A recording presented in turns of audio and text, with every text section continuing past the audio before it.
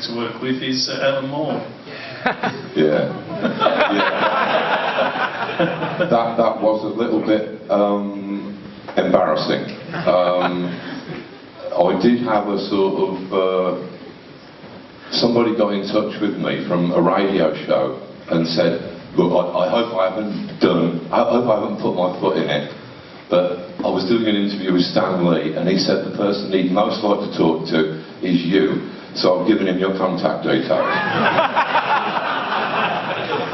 And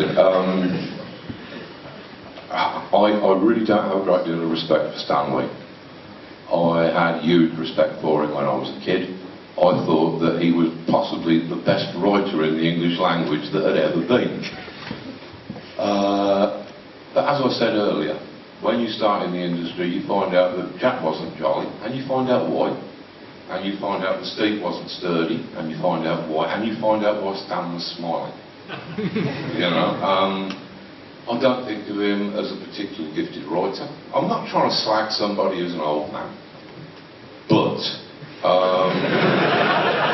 and it is a big but, you know, but I met Jack Kirby, you know.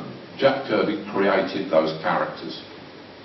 I'm inclined to think that he created almost all of them by himself.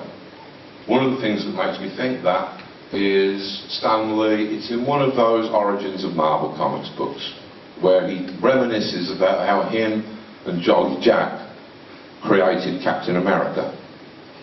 You know, what a great time that was when me and Jolly Jack created Captain America. Stan Lee was about 12 when Jack Kirby and Joe Simon created Captain America. Now, that might be a slip of the memory, but no, I mean, I don't ever, I mean, my memory, as you saw earlier, where I had to ask somebody to pick up the thread, it's quite bad. Sometimes. But I've never sort of said, oh yeah, well I remember when me and Dave Cockrum created the X-Men. And having seen Jack Kirby's pencils,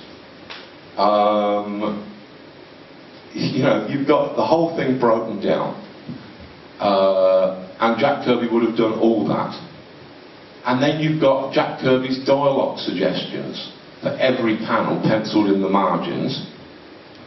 And you start to realise that what Stan Lee has done is taken, Jack Kirby's dialogue, some of it was a bit clunky. What Stan Lee had largely done was to fancy up Jack Kirby's dialogue, put in a few these and thous and forsooth, true believer, you know. But essentially it was Jack Kirby who wrote and drew those comics. Essentially it was him who created all of those characters. And that is wrong. And I remember when I did that Steve Ditko programme with Jonathan Ross, where Stan Lee will not say, yes, Steve Ditko created Spider-Man. He will say, in my opinion, Steve Ditko created Spider-Man.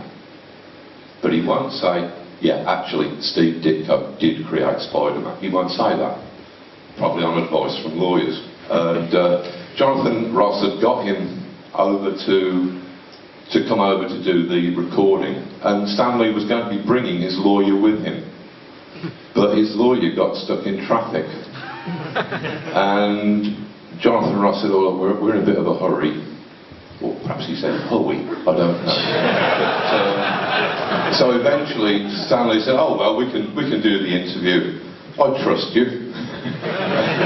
And yeah, so Jonathan Ross got him. It was like the Jeremy Paxman moment when he was interviewing Michael Howard on Newsnight. He was saying, so, Stan Lee, is Steve Ditko the creator of Spider-Man? And Stan Lee was squirming and saying, well, in my opinion, Steve Ditko was the creator of Spider-Man. He said, yeah, that's not what I asked. Your opinion doesn't actually matter for anything. It's not official, is it? Was Steve Ditko the creator of Spider-Man? And about 3 times. He said, well, in my opinion, Steve Ditko's the creator of Spider-Man. You know, Steve Ditko was, during Spider-Man's, I think, 30th anniversary year, Steve Ditko was living in reduced circumstances. All these people, they had their work stolen from them. I don't want to end this on a particularly bitter note, that sort of, you did ask, so no, not a huge fan of Stan Lee, huge fan of a lot of the people that he worked with, so that kind of precludes any feelings of fondness for Stan Lee. I suppose we ought to end there. Has anyone got a little short happy question?